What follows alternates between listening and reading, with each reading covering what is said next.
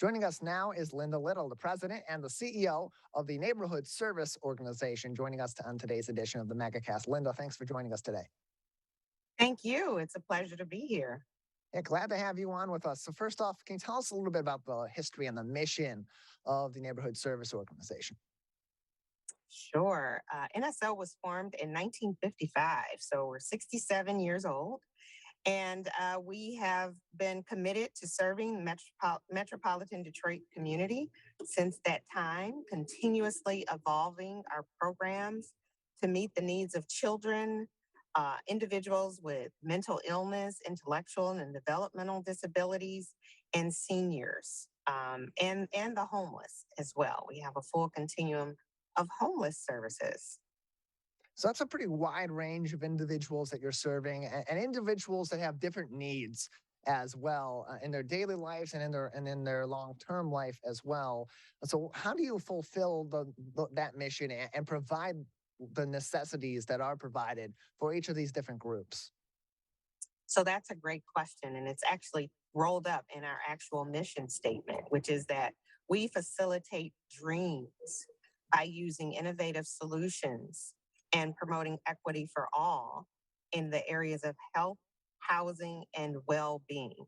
So, and that's the continuous evolution that NSO has done. I stand on the shoulders of a legacy of great leadership at NSO who's really been forward thinking and keeping their ear to the ground for the needs of the community. So the majority of our population is, social workers, psychologists, or therapists, case managers. We have psychiatrists, we have peer support specialists, shelter operations folks, we have street outreach teams. And so we're very engaged in the community. And we now have, through our integration of primary care and physical health services, we employ nurses, family practice physicians, nurse practitioners who also help us to integrate that care. So we really, when a person comes to NSO, our goal is to wrap our programs and services around them, not just to meet their overall health needs, behavioral health and primary care, but any of those social determinants, the wraparound services that are needed to address basic needs. Housing could be reunification with family, workforce development, whatever it is to help that individual thrive in our community is what we provide at NSO. By the time they get to us, they've probably tried every other resource in the community. And so we really, want to take advantage of this opportunity, this one last chance opportunity to help people get a fresh start in life. You can find more information on the Neighborhood Service Organization by visiting nso-mi.org, nso-mi.org for more information. We're joined by Linda Little, who is the president and the CEO of the Neighborhood Service Organization, joining us on today's edition of the Megacast. One of those resources that is going toward some of these initiatives and helping some of these people with developing a greater quality of life in their day-to-day life and, of course, long-term are your 360 wellness centers. Can you tell us about that and how those are helping some of these individuals on a day-to-day basis? Yes. So I mentioned that most of our services were delivered in the community. So we go into people's homes and adult foster care centers, and we're in every nursing home in Wayne and Oakland counties.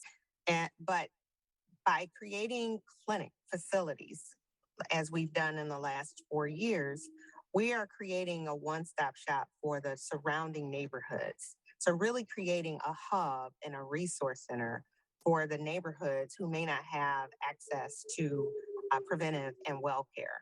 And so our 360 wellness centers we have 4 of them situated in Westland, in Detroit on Oakland Boulevard in our permanent supportive housing and central offices, another one on Woodward in Detroit, and then we operate a clinic out of our shelter. We have a new shelter that we're constructing that will be opened in the first quarter of 2023 that will have a 360 wellness center that will be open to the community just north of Eastern Market on Mack and Gratiot. And so it's really primary care, behavioral health services. We are going to be offering dental services in our Mack and Gratiot location. Currently, we do dental fairs in partnership with UD Mercy Dental School.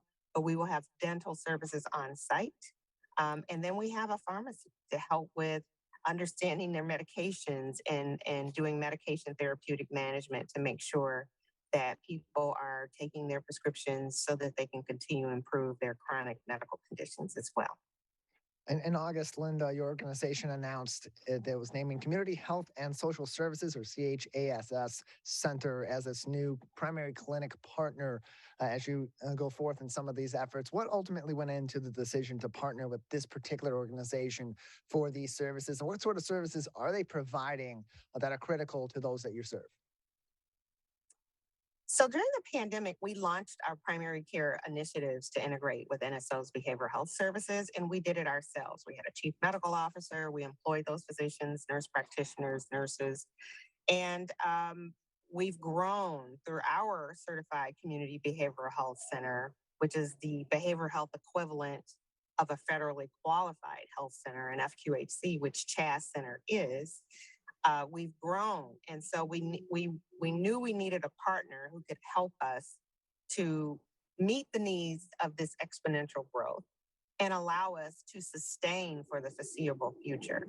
At the same time, the federal government is looking at ways that FQHCs and CCBHCs can partner together to look at streamlining resources. How can we gain the experiential knowledge to determine best practices for how these two different systems can work together for the benefit of the community?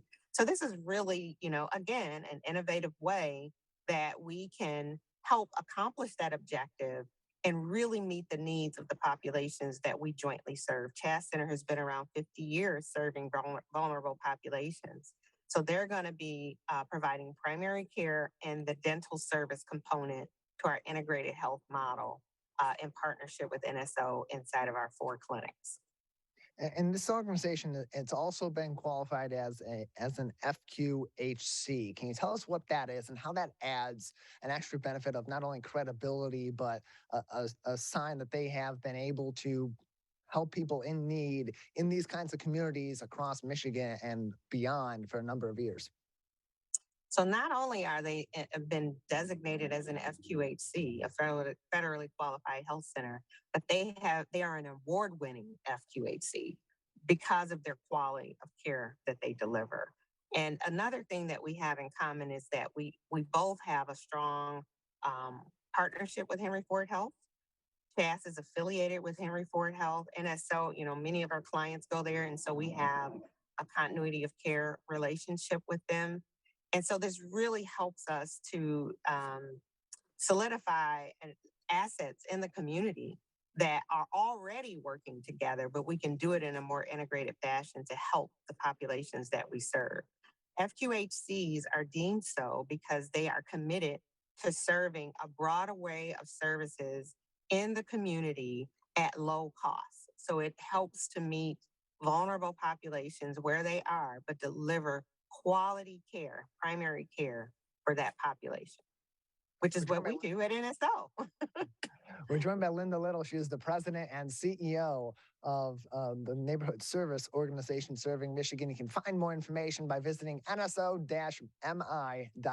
nso-mi.org for more information and services. And Linda, just looking historically at these populations that your organization is serving and this partnership that you now have with this additional organization, in this case, the Community Health and Social Services Center, how important in the past have these sorts of partnerships been to help provide these services to these vulnerable populations and better their quality of life?